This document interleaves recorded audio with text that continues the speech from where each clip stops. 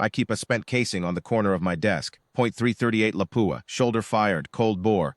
The brass is dented where I picked it up off the Kalish rock of range 7, and there's still a ghost of grit in the primer pocket that no amount of compressed air has ever entirely moved.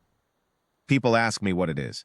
I tell them it's a reminder that the most dangerous thing in any command isn't the enemy. It's the officer who decides what's possible before the morning brief is done. Captain Rourke arrived at Fob Kessler on a Tuesday in October, and by Wednesday he had already decided what Warrant Officer Deese was. I was the range inchoate, which meant I'd worked alongside Deese for 11 months by the time Rourke showed up. 11 months of watching her run range 7 like it was a Swiss instrument, every bench calibrated, every zero card filed, every shooter's cold bore data logged in a green binder she kept on a shelf above the coffee maker. She was 41. She had forearms like braided cable from 10,000 rounds of follow-through. She never raised her voice, and she never needed to. Rourke needed to, constantly. He showed up to range 7 that Wednesday, with a full company, Kilo, about 90 Marines, for a qualification day before their rotation north. Deese met him at the gate. She introduced herself, offered the range brief, held out the clipboard. He looked at the clipboard. He looked at her. He looked past her at the benches. "You run this range," he said. "Yes, sir." "You're the instructor of record?" "Marksmanship instructor, warrant officer, yes, sir." He took the clipboard. He did not look at it. "I'll run the qual day myself," he said. "I've got 2 staff NCOs who are certified. You're welcome to stay and sweep brass when we're done." He said it in front of his company. 90 Marines, some of them already smiling. Deese said, "Understood, sir. Nothing else." She stepped to the side of the gate, and she stayed there, hands clasped behind her back, watching. I walked over to her after Rourke had moved his men to the line. She was looking at the benches with the expression of a woman cataloging errors in a ledger she'd been keeping for a long time. "You want to call the CO?" I asked. "No," she said. "He doesn't know what he's got on this range." "He'll find out," she said, "or he won't." Rourke's qual day proceeded the way things proceed when a capable officer runs a straightforward event. By the numbers, fine, competent, nothing more. By 1400, they had moved from static qual into a combined live-fire exercise, a simulated breach, vehicles moving, a forward observer team, working a 2,100-meter ridgeline to the northwest, where steel targets were positioned on a shelf of rock, above a dry wash. The exercise was 14 minutes old when the Humvee carrying the FO team lost a front axle on a rut crossing and dropped hard into a shallow ravine off the vehicle track. The driver was fine. Corporal Antis, the forward observer, was pinned. His left leg caught under the chassis door. The vehicle canted wrong and on the ridge above them because this was a live-fire range, and the exercise was still technically active. A remote-triggered target array was cycling steel at irregular intervals. Not a real threat. Except Antis didn't know that, and a 200-grain projectile from a ranged target at that distance does not negotiate. Rourke was on the radio in 40 seconds. Credit where it's due. He had his 2 certified staff NCOs on the line in 60. They ranged the shelf, 2D 100 meters, a 30-degree uphill angle, crosswind reading at the flag 9 miles an hour from the northwest, gusting. The shelf where the target sat was a narrow cut in the rock face. You had maybe 14 inches of horizontal clearance between the active steel and the rock wall behind it. Hit the wall, you're throwing fragmentation toward a pinned man in an open vehicle. Sergeant Villanueva fired twice. Both rounds walked the wall.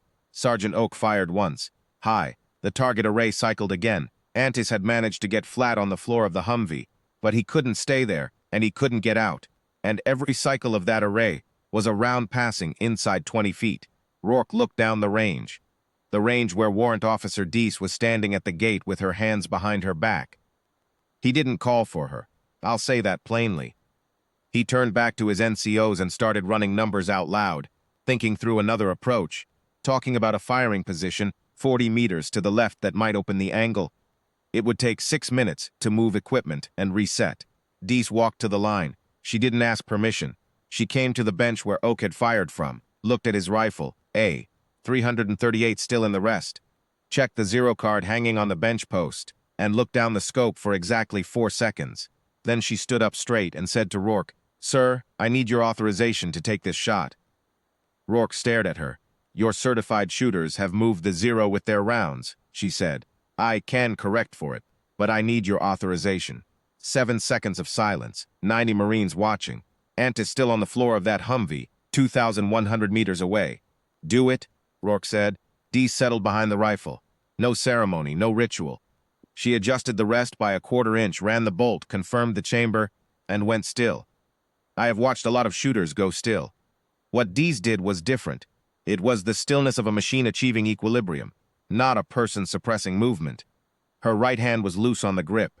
Her cheek was on the stock like she'd been sleeping there for years. She breathed out. She fired. The target dropped. The array stopped cycling. The range went so quiet I could hear the wind in the spotting scope's lens cap. Rourke said nothing. Dees ran the bolt, ejected the casing. It landed on the caliche rock 18 inches to my right, stood up and said, "Sir, I'd recommend an immediate dismount team for Corporal Antis. Left side approach, the driver can assist. His leg is probably a fracture, not a crush, based on how the door landed." She was right about that too. Antis walked out on crutches 6 weeks later. The medevac lifted at 16:12. The whole company was on the flight line. Rourke had held them there while Antis was loaded. And whether that was command presence or something else, I don't know. What I know is what happened when the helo cleared the wire.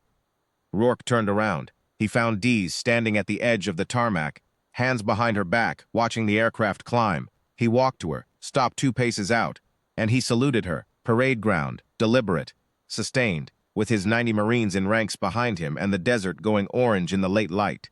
Dees returned it. That was all. No speech. No apology I ever heard about. He turned and dismissed his company and walked to the CO's office, and whatever he said in there, the paperwork that came through Range 7 the following week had Dees listed as Range Officer of Record for every kilo qualification until their rotation ended. I picked up the casing off the caliche before anyone thought to police brass. I don't know exactly why. Maybe because I had stood at that gate for 11 months, watched her run that range with a precision nobody had bothered to formally recognize, and I had not said a word to Captain Rourke when he told her to sweep up. The casing sits on my desk as the cost of that silence, and as the proof of what patience looks like when it has nothing left to prove. Antis sent her a letter from the hospital. I never read it. That was between them. What I do now every time a new officer comes through Range 7 and looks at the instructor, like they're checking whether she belongs, I hand them the green binder. I don't say a word. The 0 cards, the cold bore logs, the range records going back 4 years. The numbers do it without any help from me. They always do.